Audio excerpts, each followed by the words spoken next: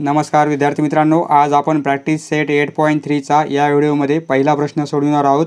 येथे आपणास क्वाड्रिलॅटरलचा प्रकार पॅरलेलोग्राम दिलेला आहे आणि ह्या पॅरलेलोग्रामचे दोन अपोजिट अँगल यांचं मेजरमेंट एक्सच्या फॉर्ममध्ये दिलेलं आहे। त्यावरून आपणास प्रत्येक अँगलचं मेजरमेंट काढायचं आहे। सोडूया। प्रश्न ॲज इट इज आपण ब्लँक पेजेसवर लिहून घेतलेला आहे। सर्वप्रथम पॅरलेलोग्राम म्हणजे काय हे आपण समजून घेऊ। पॅरलेलोग्राम हा एक क्वाड्रिलॅटरलचा प्रकार आहे। एक असा क्वाड्रिलॅटरल की अपोजिट साइड्स म्हणजे समोरासमोरचे साइड्स, या साइडच्या समोरची साइड म्हणजे ही अपोजिट साइड इक्वल असतात, एकमेकांना पॅरलल असतात। Opposite sides are equal and parallel म्हणजे ही साइड पॅरलल आहे आणि इक्वल लेंथच्या आहेत। ही साइड आणि ही साइड इक्वल आहेत आणि एकमेकांना पॅरलल आहेत आणि अपोजिट अँगल इक्वल असतात। या अँगलचं जे मेजरमेंट आहे, या समोरील अँगल म्हणजे हा अपोजिट अँगल, हे दोन्ही मेजरमेंट इक्वल असतात। या अँगलचं जे मेजरमेंट आहे याचे अपोजिट अँगल हा आहे, म्हणून हे दोन अँगल इक्वल असतात आणि डायगोनल जे असतात एकमेकांना बायसेट होतात। म्हणजे हे डिस्टन्स इक्वल, हे डिस्टन्स आणि हे डिस्टन्स इक्वल। पॅरलेलोग्राम म्हणजे असा quadrilateral opposite sides are equal, parallel आणि अपोजिट अँगल्स आर इक्वल। याप्रमाणे आता आपण एक पॅरलेलोग्राम काढू। आता हा पॅरलेलोग्राम काढला म्हणजे अपोजिट साइड्स कशा झाल्या, पॅरलल पण झालेल्या आहेत आणि इक्वल पण झालेल्या आहेत। ही साइड पॅरलल आहे, एकमेकांना इक्वल आहे। ही साइड आणि ही साइड पॅरलल आणि इक्वल आहे। सपोज ABCD आपण इंडिकेट करू या क्वाड्रिलॅटरलला, पॅरलेलोग्रामला। आणि अपोजिट अँगल दिले आपणास, म्हणजे कोणतेही दोन समोरचे अँगल हे दिलेले आहेत। समजा हा अँगल दिला आहे 3x - 2 आणि हा अँगल दिला आहे 50 - x। या अँगलचं मेजरमेंट हे दिले, ते एक्सच्या फॉर्ममध्ये दिले। यावरून आपणास प्रत्येक अँगलचं मेजरमेंट काढायचं आहे। आता याची प्रॉपर्टी आहे अपोजिट अँगल इक्वल असतात, म्हणजे हा अँगल इक्वल आहे, म्हणजे ही साइड हे मेजरमेंट इक्वल आहे। यावरून इक्वेशन मिळेल, त्यावरून एक्सची व्हॅल्यू भेटेल, त्यावरून अँगल कॅल्क्युलेट करता येतील आपणास। सोडूया आपण स्टेप बाय स्टेप। आता suppose quadrilateral ABCD is a given, दिलेल्या माहितीप्रमाणे आपण क्वाड्रिलॅटरल हा पॅरलेलोग्राम म्हणून काढलेला आहे। पॅरलेलोग्राम। त्यामुळे काय, आणि ह्या पॅरलेलोग्राममध्ये हे दोन अपोजिट अँगल दिलेले आपणास। Measure of angle B equal to 3x - 2 and measure of angle D equal to 50 - x। हे दोन्ही अँगल कसे आहेत, अपोजिट आहेत, अपोजिट समोरासमोरील अँगल आहेत, अपोजिट अँगल्स। आता we know property of parallelogram, we know opposite angles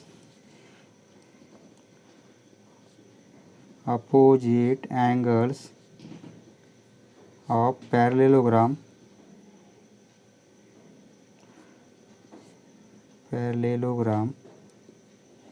R congruent म्हणजे equal, are congruent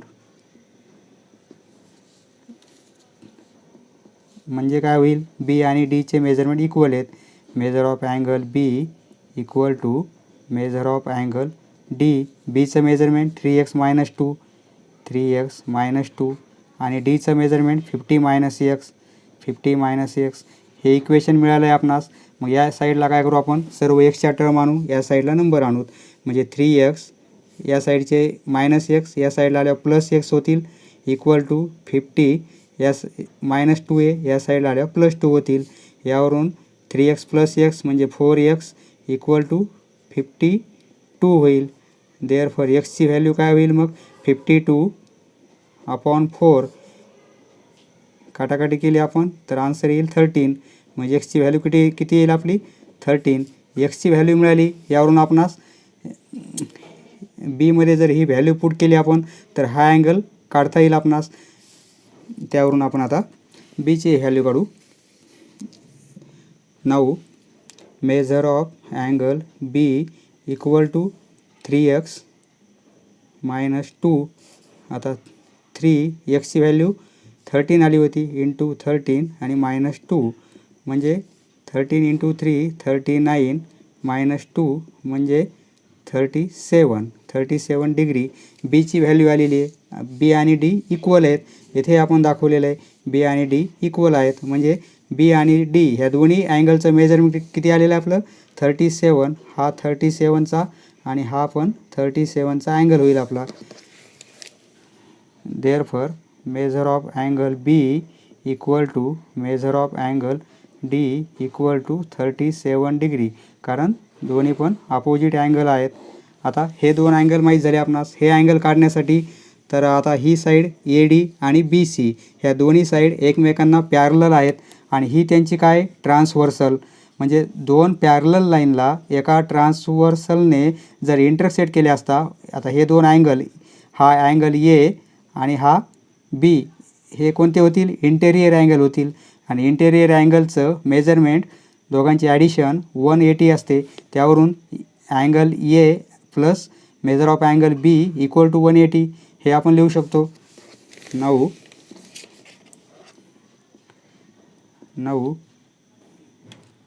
angle A and angle B are interior angles.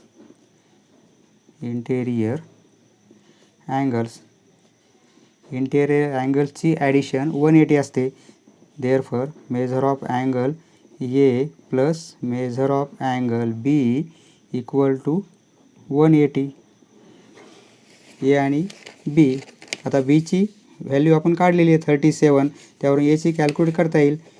Therefore measure of angle A as it is plus बीची आलेली 37 degree equal to 180.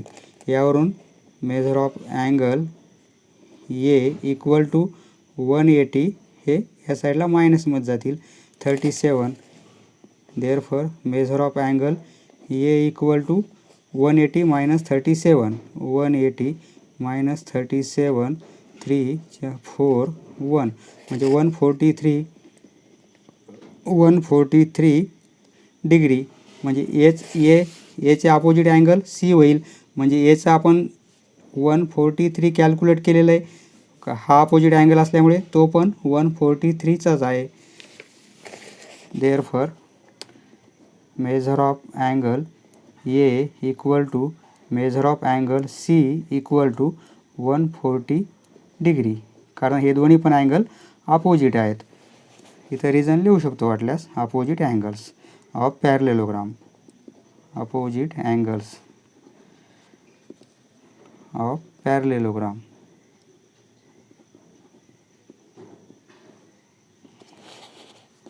Hence required angles of parallelogram